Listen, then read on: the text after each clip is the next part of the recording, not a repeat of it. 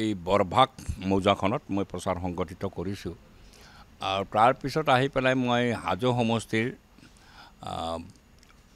এখন মিটিং কৰিছোঁ হাজো সমষ্টিত অসমীয়া মুছলমান অধ্যুষিত অঞ্চলত ৰেছপন্স বহুত ভাল নলবাৰীত মই দুদিনমান আগতো গৈছিলোঁ সাধাৰণ মানুহে স্বতঃস্ফূৰ্তভাৱে কৈ আছে যে নাই আমি এইবাৰ তালুকদাৰ এই ধৰণৰ ৰেছপন্স এটা পাইছোঁ মানুহে এতিয়া অগপক এছাছ গ্ৰহণ কৰিবলৈ ৰাজি হোৱা নাই আনকি বিজেপিৰ এটা বিশাল অংশও এতিয়া চুপচাপ হৈ আছে তেওঁৰ কেণ্ডিডেটছৰ লৈ পেলাই অসন্তুষ্টি প্ৰকাশ কৰিছে অগপৰ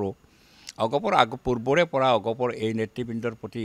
অগপৰো কৰ্মীসকলৰ এটা অনাস্থা আছিলে কাৰণ তেওঁলোকে আঞ্চলিকতা বাদ দি পেলাই এতিয়া ৰাষ্ট্ৰীয়বাদী ৰাজনীতিত বিজেপিৰ একেবাৰে ভিত্তৰ দৰে ব্যৱহাৰ যেতিয়া কৰিছে প্ৰতিটো বিজেপিৰ কাণ্ড কাৰখানাত তেওঁলোকে সমৰ্থন জনাই আছে আৰু বিশেষত কাৰ প্ৰশ্নটোক লৈ পেলাই অগপ দলে যিটো ভূমিকা ল'লে এই ভূমিকাত অগপৰ বহুত সমৰ্থক ক্ষুব্ধ হৈছে পদত্যাগো কৰিছে আৰু যিবিলাকে পদত্যাগ কৰা নাই তেওঁলোকেও কাৰ প্ৰশ্নতে অগপৰ নেতৃবৃন্দক বিৰোধিতা কৰিছে কাৰণ অগপ দলে প্ৰথমতে 5খন আসন বিচাৰিছিলে তাৰপিছত তেওঁলোকে 3খন আসনত ষ্টিক থাকিলে তাৰ মানে কলিয়াৰীখন আমাৰ কাজিৰঙা তেজপুৰ আৰু বৰপেটা কাজিৰঙাখন যদি পালেহেঁতেন তেওঁ অগপৰ যাত্ৰাটো মণিমাধৱ হয়তো কেণ্ডিডেট হ'লহেঁতেন তেতিয়াহ'লে সহজ হ'লহেঁতেন বা তেজপুৰতো এটা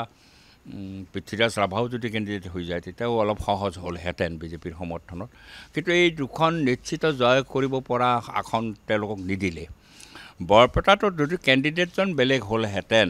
তেতিয়াহ'লে হয়তো বিজেপিয়ে আজি জনবিন্যাস যিটো হৈছে সমষ্টিটোত যেনেকৈ সজাইছিলে হয়তো কিছু এডভান্টেজ পালেহেঁতেন কিন্তু আমি যুদ্ধখনটো কৰিলোহেঁতেন আমাৰ এটা সাংগঠনিক ক'ৰবাত হ'লেও এটা ভিত্তি আছে কিন্তু যিজন কেণ্ডিডেট দিলে এই কেণ্ডিডেটক লৈ পেলাই এতিয়া বিজেপিও এটা বিমূৰত পৰিছে কেনেকৈ এওঁক লৈ পেলাই প্ৰচাৰ কৰা যায় অগপ দলৰ মাজতো চাৰ্প ৰিয়েকশ্যন হৈছে তেওঁৰ কাণ্ডা কাৰখানাত এইটো লৈ পেলাই মানুহৰ অলপ ক্ষোভ আছে আৰু সেই ক্ষোভটোতো মোক সহায় কৰিবই নিৰ্বাচনতো তেনেকুৱাই হয় আমি সৰ্বভাৰততে বিজেপিক টাৰ্গেট কৰিতো ইভেন নিৰ্বাচন খেলিছোঁ ইণ্ডিয়া গঠন কৰিছোঁ ইয়াতো আমাৰ যুঁজখন ফণীভূষণ চৌধুৰীৰ লগতে হ'ব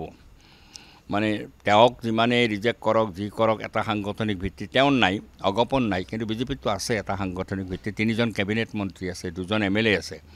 5জন মানুহ তেওঁলোকৰ নিৰ্বাচিত প্ৰতিনিধি আছে যদিও আজি বিজেপিৰ বিৰুদ্ধে এটা ভিতৰি বিৰাট ক্ষোভ মানুহৰ দানা বান্ধিছে তথাপি তেওঁলোকৰ এটা সাংগঠনিক ভিত্তি আছে আৰু প্ৰচুৰ টকা পইচা আছে তেওঁলোকৰ এই টকা পইচা লৈ পেলাই তেওঁৱে মোৰ লগত কণ্টেষ্টত আহিব মই মানুহৰ শুভবুদ্ধিৰ ওপৰত নিৰ্ভৰ কৰিব লাগিব পাৰ্লামেণ্টত কোন যাব কাক পঠাব